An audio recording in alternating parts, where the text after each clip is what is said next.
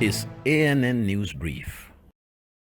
Death toll has risen to 16 from an attack by the Islamist group Al-Shabaab on a seaside hotel in Somalia's capital, Mogadishu, on Sunday.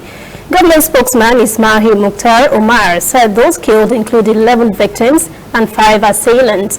A member of the security forces was also killed, while several persons were injured in the latest Al-Shabaab attack. Militants stormed the high-end elite hotel in Lido Beach, detonated a car bomb, and then opened fire with assault rifles.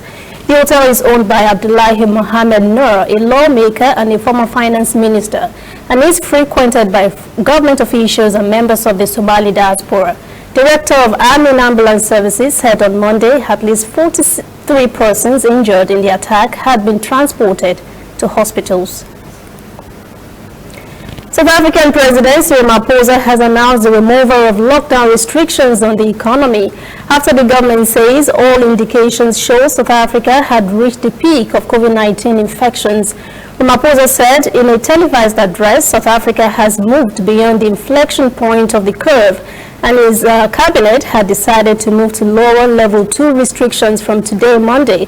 The government also said it would end the ban on alcohol and tobacco and allow restaurants to return to normal business, subject to strict hygiene regulations. The government is also lifting the ban on inter-provincial travel.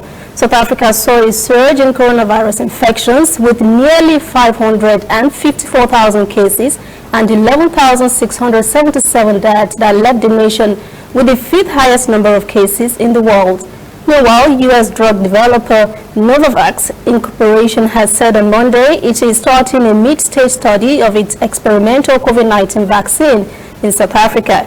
The phase 2B trial study will be conducted on more than 2,000 healthy adults. The company said the Bill and Melinda Gates Foundation is providing a $15 million grant towards the clinical trial. We'll be right back. Whether in your house, at your office, on your phone or online, we are there. We have the facts behind the headlines. We cut to the chase with the news you really need. We cover every angle. We are the bigger, better news network. We are African News Network. ANN. Watch ANN News on MITV from a truly African spirit.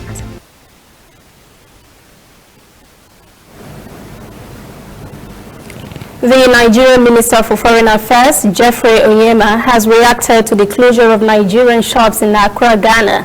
A video was circulating online of Ghanaian law enforcement forcing the shutdown of Nigerian stores. The president of Nigerian Traders Union in Ghana, Chukwuemeka Naji, described Ghanaian authorities' closure of Nigerian-owned shops in the country and urged the federal government to intervene. He said Nigerian-owned shops in Accra were locked up by Ghanaian authorities who demanded cash payment of $1 million from them before the shops would be reopened. Naji said an inter-ministerial task force went round last week to identify shops owned by Nigerian traders and request for registration of business taxes, resident permit, standard control, and Ghana Investment Promotion Council registration. Onyema said in a tweet the Nigerian government has watched with dismay the painful video of the forceful closures of the shops of Nigerian traders in Ghana. He said urgent steps will be taken. That is the ANN News Brief at 1. For details on these and other breaking stories, visit our website annafrica.news. Conversation continues on our social media platforms, Twitter, Instagram, and Facebook at ANN Africa TV. I'm Lucy Adeyemi.